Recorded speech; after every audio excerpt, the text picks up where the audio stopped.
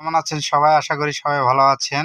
এই শীতের মৌসুমে অনেকেরই ঠান্ডা, সর্দি, কাশি, জ্বর ইত্যাদি লেগে থাকছে। তাই আমি বলব যে এই শীতের ঠান্ডা, কাশি, জ্বর ইত্যাদি হলে আপনারা কি জাতীয় ওষুধ খাবেন সেই ব্যাপারে আপনাদেরকে জানানোর চেষ্টা করব। আপনারা ভিডিওটা শেষ পর্যন্ত দেখবেন এবং ভিডিওটা শেয়ার করে অন্যদেরকেও দেখার সুযোগ করে দেবেন।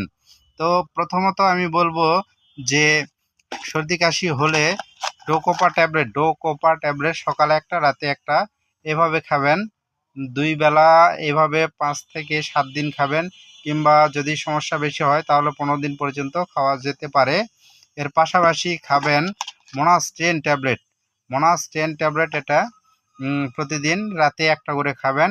এইভাবে মোটামুটি ১ মাস ১৫ দিন থেকে ১ মাস পর্যন্ত এভাবে খাবেন। আর যদি পাশাপাশি জ্বর থাকে আর ঠান্ডা কাশি হলে সাধারণত জ্বর থেকেই থাকে।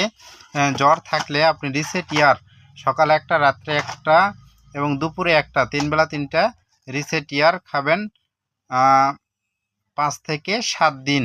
আর এর পাশাপাশি আপনি কাশের একটা সিরাপ খেতে পারেন, এবং যদি অ্যাসিডিটি, গ্যাস ইত্যাদি থাকে তবে সেই ক্ষেত্রে আপনি নেক্সাম মাপস কিংবা রেমো 20 ট্যাবলেট ইত্যাদি এগুলো খেতে পারেন। ধন্যবাদ সবাইকে।